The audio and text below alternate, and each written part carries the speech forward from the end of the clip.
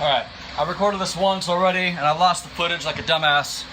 So let's try this again. I'm going to give you a rundown of my basic warm-up routine. Alright, so when I first get to practice, before I get on the kit, so my setup is essentially just two basic wood stools, stool right here and right here, same height, and I have an A-head practice pad.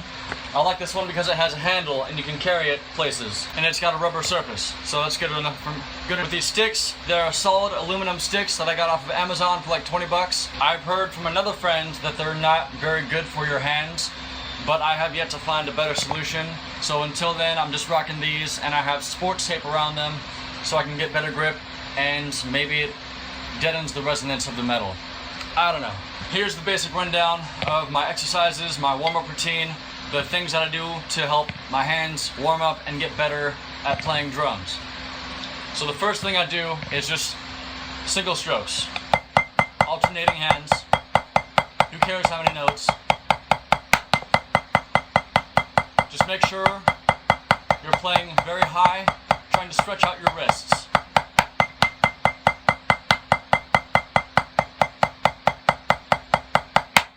And bring them both together.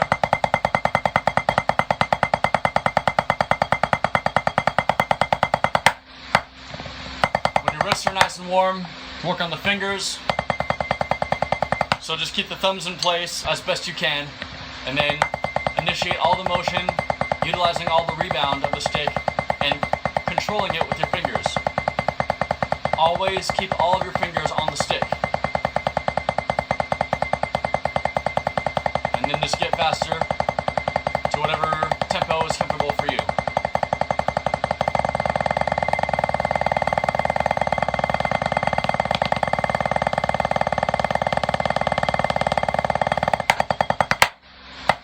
Alright, so once you're done with singles, start playing some doubles, diddles, double strokes, whatever you want to call them.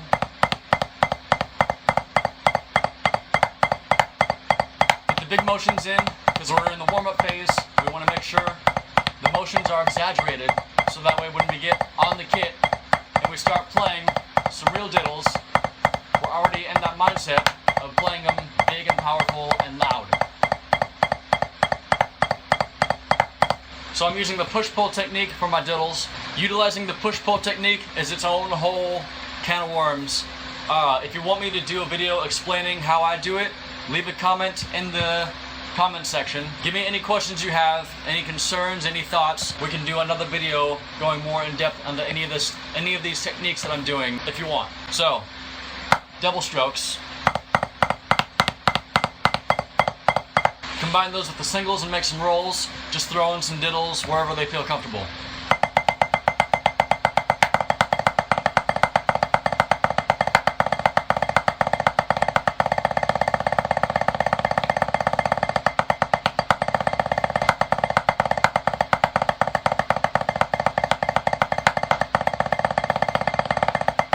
Alright, what I like to do after this is a cool thing that I've discovered. If you play single strokes on one hand and double strokes on the other hand, and then you alternate, you switch back and forth, you can sort of identify what techniques you're using, what hand feels better doing what. It will allow you to sort of transfer techniques between hands so you can get better at both single strokes and double strokes. If it doesn't make sense what I'm saying, try it out for yourself and then you'll sort of feel what I'm talking about. So for example, if you play,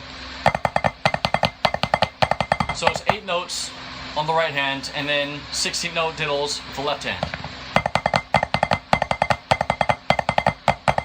You switch off.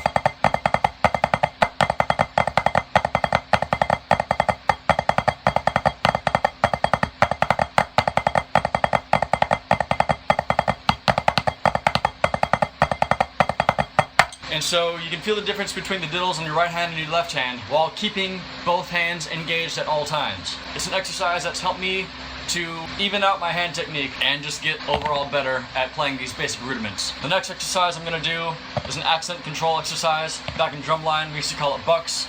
I do a shortened version of it, and basically it's just groups of 3 and groups of 2 and then just groups of whatever you want, and accents and taps. So groups of 3,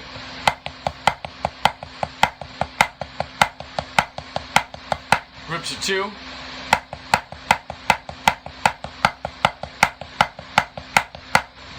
So this exercise really emphasizes getting that rebound under control.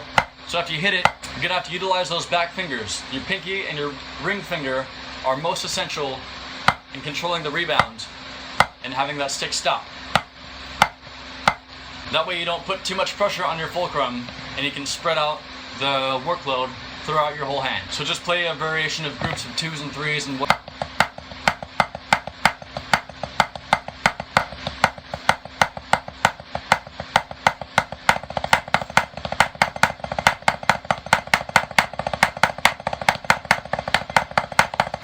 If you're playing this at faster speeds, it's a very good opportunity to utilize the molar technique and practice that whip motion.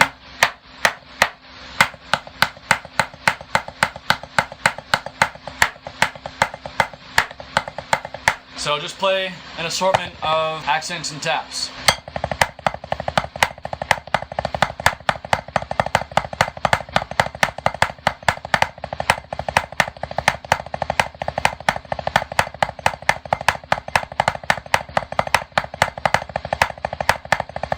So once you get comfortable with your accent control, let's move on to flams. The flam foundation would just be essentially the Dirk blast. So that's just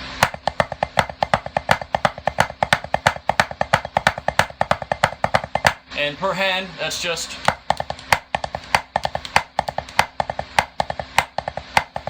so it's that same pattern with your right hand and your left hand.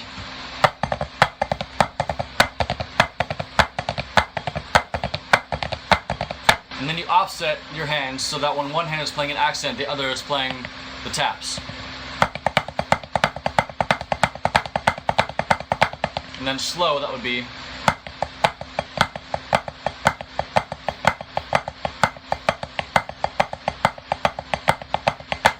And then faster.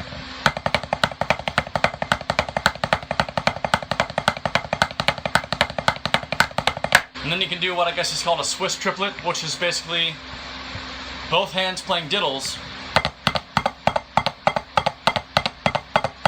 And then you just offset those. So it's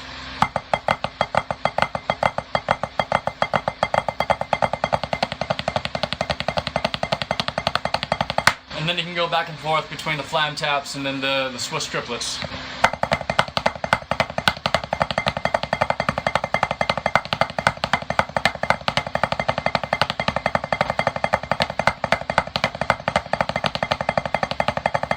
And that brings us to our first major exercise, which I call Flam Jam. There will be a PDF that you can download for free detailing some of these exercises. So download the PDF if you want to read along and hopefully be able to analyze what it is I'm doing.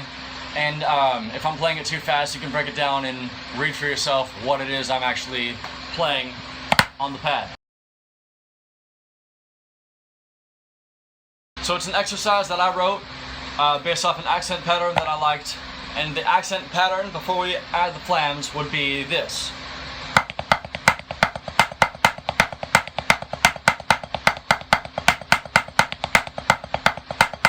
And then when you add those flam taps in, it changes the sticking of it a little bit. So pay attention to that PDF, pay attention to what hands is playing at what note. So the cool thing about this exercise is that when you add the flam tap, you start on the right hand with the right hand lead, and then it ends on the left. And then you can repeat the exercise with the left hand lead and end on the right.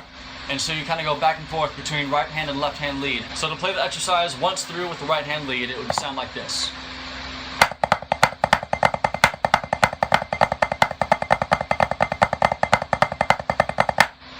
And it ends on the left. So I usually play this exercise in groups of 2. So let me run through it again with the right hand lead and then left hand lead and end back on the right.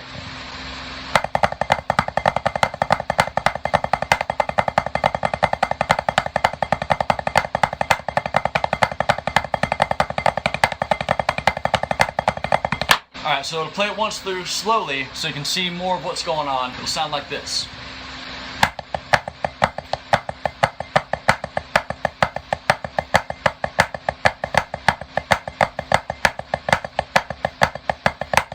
Hopefully if you're looking at the PDF, you can see the sticking patterns, you can see if there's any tricky business. Try it out for yourself, try to see if you can play it on your own, and then come back here and then watch me play it again, and then see if what I'm doing makes sense to what's written down. If something does not make sense, please leave a comment down below. Ask me a question and I will do my best to explain it. So again, through the exercise, I'm just going to repeat back and forth, right hand, left hand lead, as I normally would do to warm up.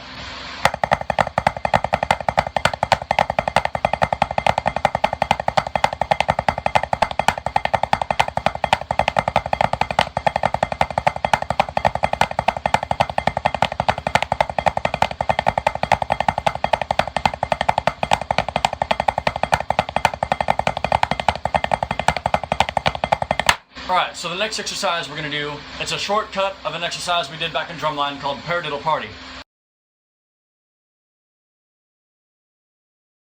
And so I just took my two favorite sections, combined them. So the first half is going to be more of a slow going, focus on the diddles more so than the accents. And then the second half adds in a lot more accents, so you have to control those dynamics like we were earlier with this exercise. In order to play paradiddles properly, you have to get those diddles clean at lower dynamics.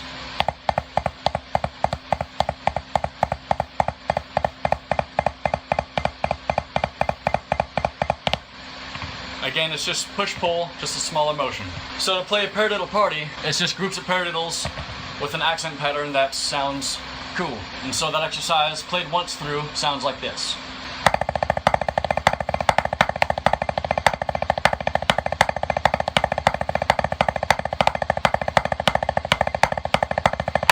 So it's not that long, but it starts on the right and it ends on the right, so you can just loop it as many times as you want at whatever tempo feels comfortable to you.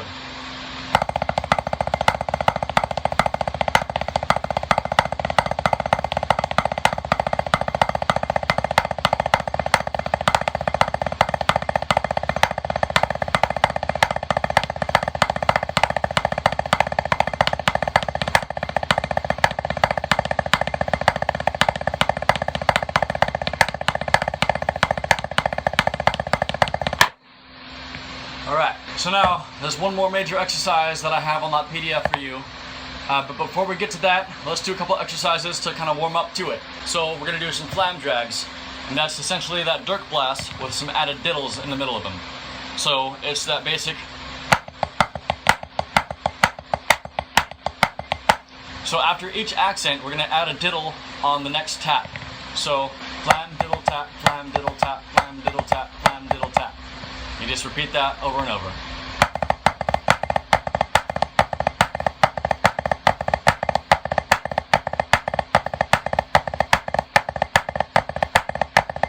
So once you get those down, we're going to do some cheeses.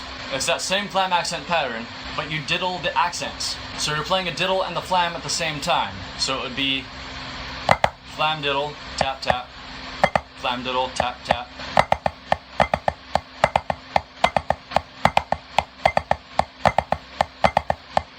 So another way to get these cheeses down cleanly is to play one hand with low eighth notes and then your other hand playing the accents and the quarter notes. You get a nice flam sound. Once you get comfortable with that, throw in the diddles on the accents.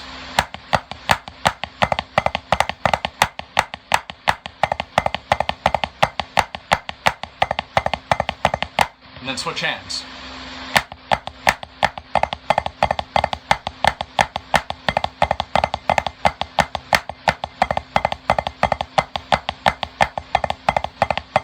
And so that's how to play the cheese.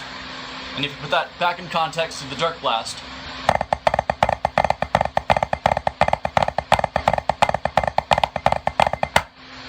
so we're going to combine the cheese and the flam drag, make cheese drags in that same dirk blast pattern.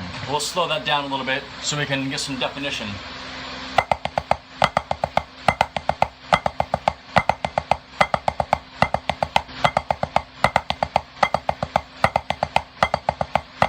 A little bit faster.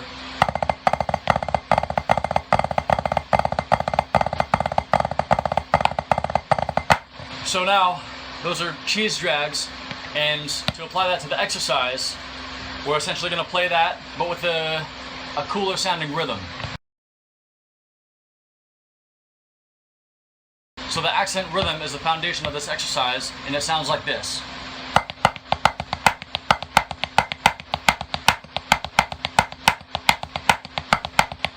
It sounds slow when you're playing single strokes, but when you throw in all the cheeses and the drags, it fills up pretty quickly and becomes a really dense 2 bars.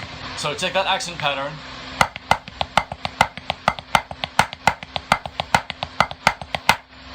you add in those cheese drags. So we're gonna throw a cheese on all those accents, and on all the alternations, we're gonna throw in the drag. So to play it once through, slowly, it would look like this.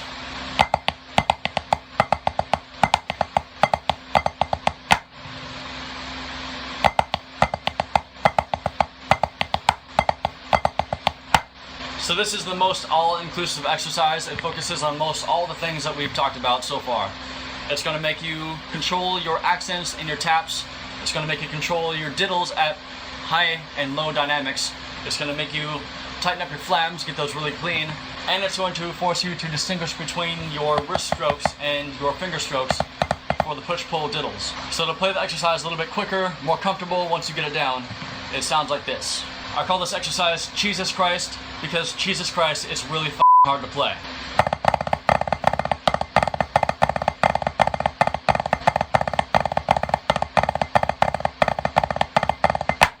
So you can just repeat it as many times as you want. It's just the same 2 bars. This exercise is excellent for getting your hands in shape, getting you nice and warmed up for the kit, and building up your forearm strength, especially if you're playing with these metal sticks. So at this point, I do my stretches and then I get on the kit and start warming up my feet. If you have any questions, any comments, any concerns, please let me know in the comments below.